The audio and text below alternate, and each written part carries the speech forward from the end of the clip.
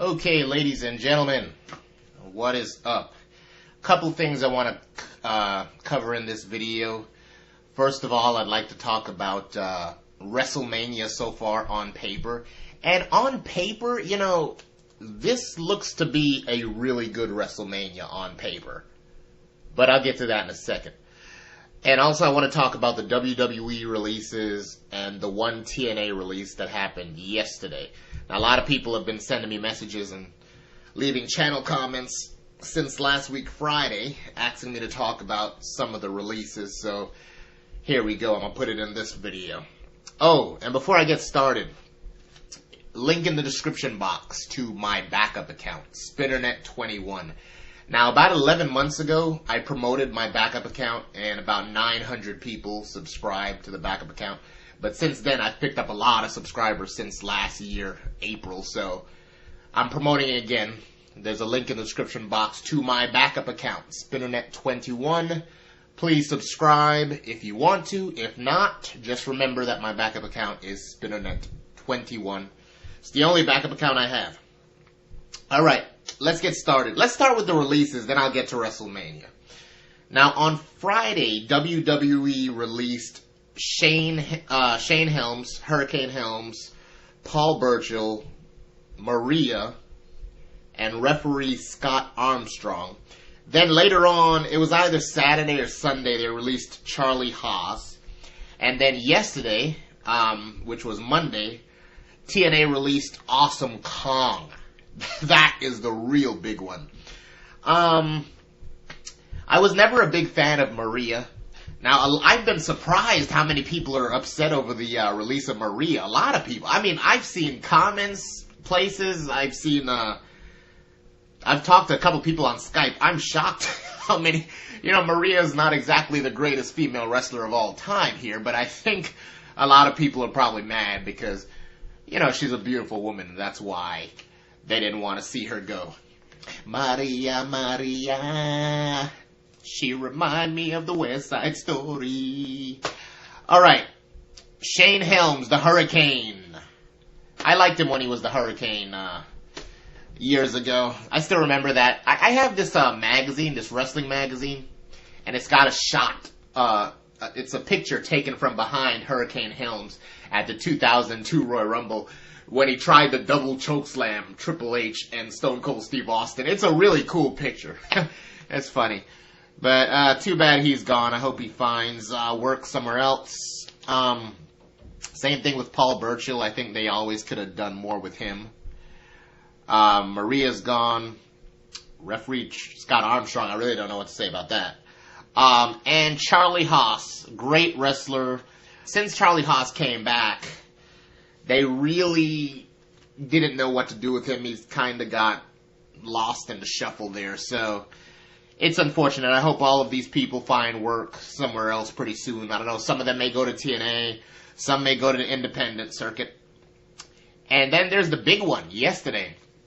Awesome Kong got released by TNA.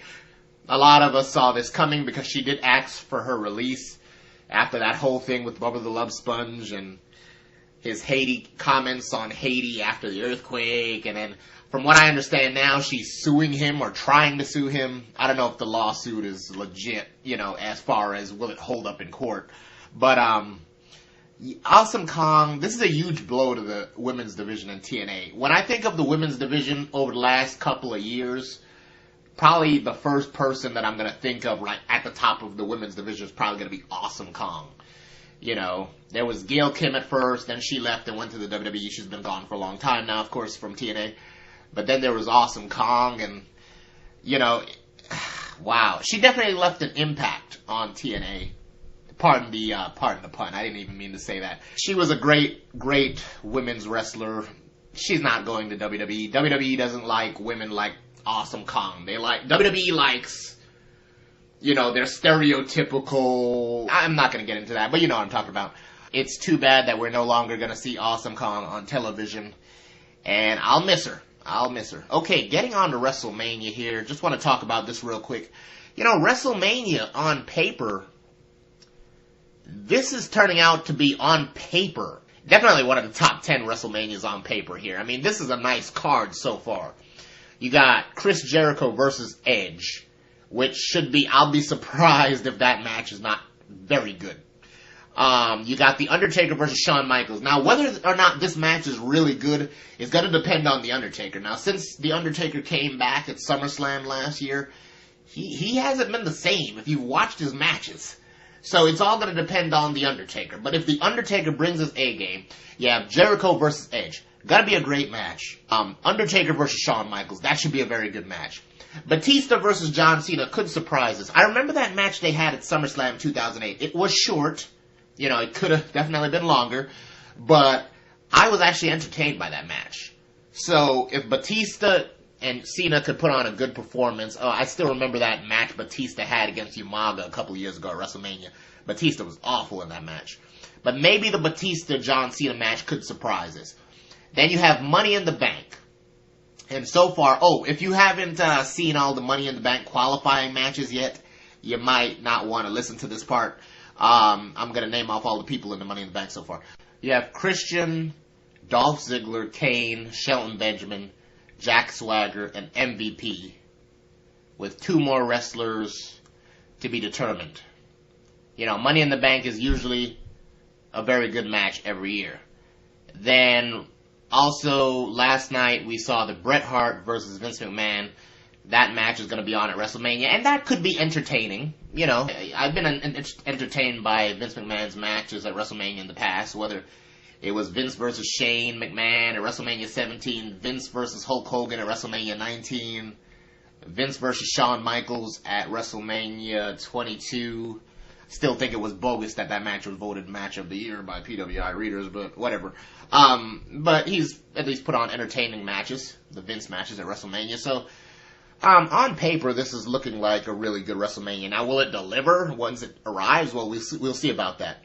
Anyway, that's my thoughts on the releases by WWE and TNA, and my thoughts on how WrestleMania looks on paper. And don't forget to subscribe to my backup account, link in the description box. I will talk to you guys later. Peace.